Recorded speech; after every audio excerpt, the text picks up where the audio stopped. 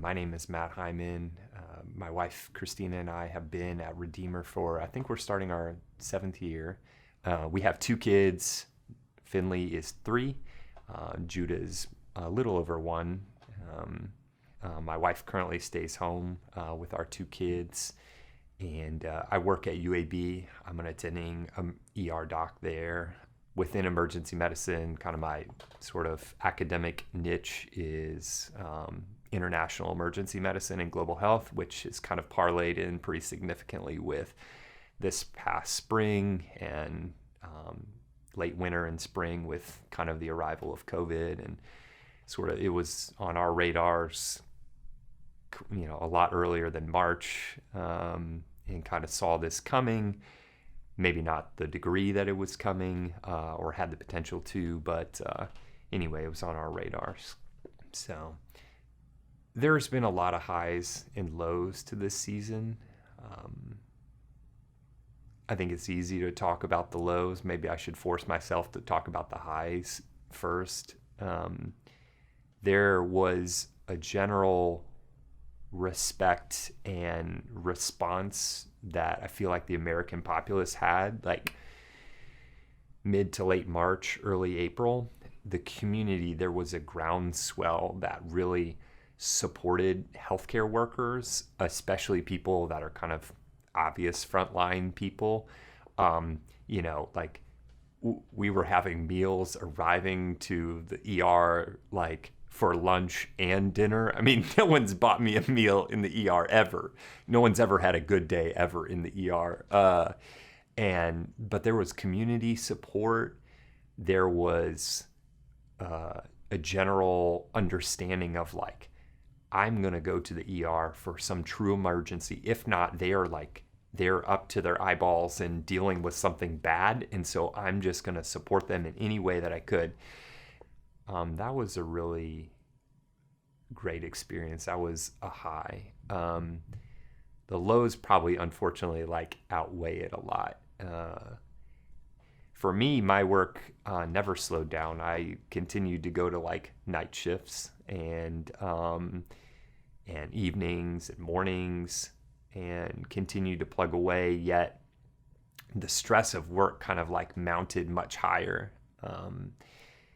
We're trying to respond to an evolving enemy that we didn't really fully understand, couldn't really characterize, didn't know how our response would be. And so our response was constantly changing. And I know it was changing for a lot of people, so I don't think I'm on an island there, but just a different protocol every single day, another email of we're going to do everything we did yesterday, we're going to do completely different. I'm stressed. People are still looking at my numbers of how many people do you see? What are you doing? This and that, and being responsible for my time.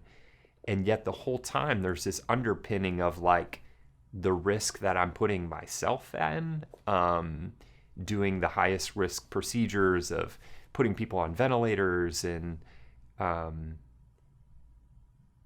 the risk to my family that I bring home. One of my closest friends, for a period of a few months, he's sleeping in his own basement while his wife and 3 kids are upstairs. For months. I live in a small house. There is no spare bedroom. There's no guest quarters for me to go to. A little human occupies every room within the house. And so I think for me, it's just been a dark season of, my own parents can't see their grandkids for 5 months because I'm your highest risk friend you've ever met.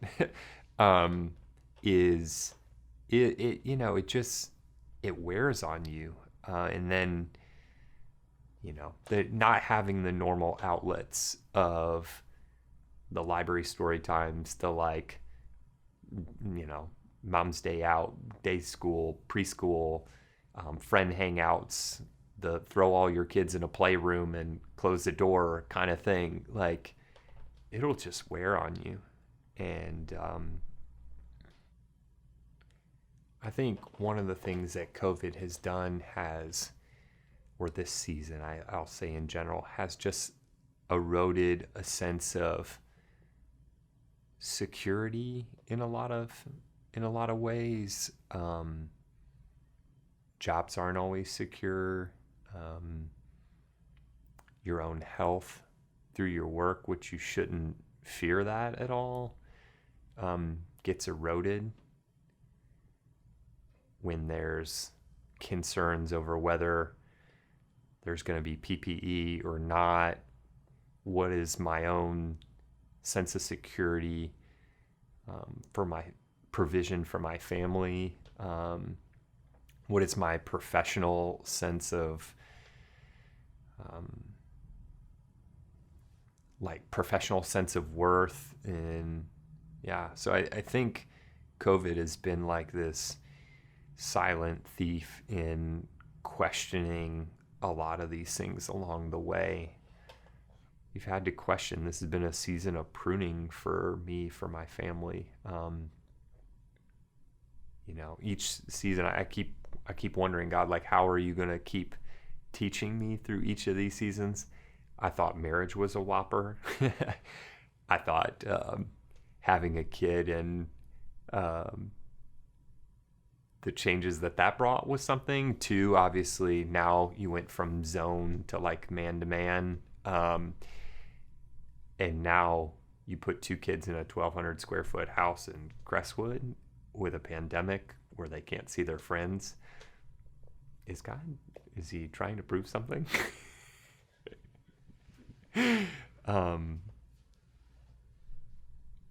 God, I guess I'm left at the place by saying, like, he loves us too much to keep us where we were. Must be. Yeah. He wants us to move someplace, to be drawn in, to realize like the strength, the like sinew of our like bones, like just it won't hold us together, or like my fortitude has like a distinct end point. I can no longer just buck up and try harder and do more and put more on your shoulders. You just can't. Like it ends somewhere where your strength runs out and you're left just grappling with the situation around you and crying out to God, just like, be present, like, be here, please. Save us. So, what is our hope in life and death? It's Christ. The season has just said, like, we live for something far beyond here, beyond these walls, beyond this life, beyond the creature comforts, beyond the relationships that we have here. We live for the other side, for like an eternal existence, like with Christ. I think God is always faithful. Like, he by definition can do anything that he wants and remain faithful to himself, because he's true to his own character. Like, he cannot contradict himself. I'm no theologian. I'm not like well learned in these things, but I just, by definition, he writes the rules. And I have a hard time through this season understanding where all like God has been faithful.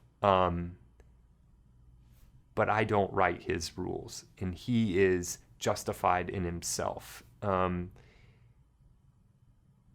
think that because I entered the world not being owed anything because of my own sin and my need for Christ, that every day he's given me enough to like make it through a shelter in place with 2 kids at home has been faithfulness. I think every conversation that's been difficult to have and work through with my wife and grappling with like our marriage and pressure and stress and home life, every time we've made it to the other side of that conversation, that's God's faithfulness. his reminder of my own mortality, and that my hope isn't in like this physical body, or its strength or its ability to endure or its ability to fight off viruses or sustain one more day, is God's faithfulness. His reminder that like my hope is in like all my eggs are in the basket of the life to come. I have so few hopes of what we have here. Like everything is in the life to come of being with God, praising his name continually, being humbled before him by having an ounce more of understanding like who he is, just having a bit more of height of perspective. That's his faithfulness to like pull on eternal strings, to realize that you are not made from, you may have been made from like the dust of the earth, but you're not of this world. That's God's faithfulness. Who signs up to be a 3-year-old preschool teacher? I'm so confused. I don't know if when you walked by we were on it or if we were just on the sidewalk, but we did buy the quarantine trampoline. Oh, yeah, you got it. Yeah. Which is recommended against by every society that I pay dues to, right?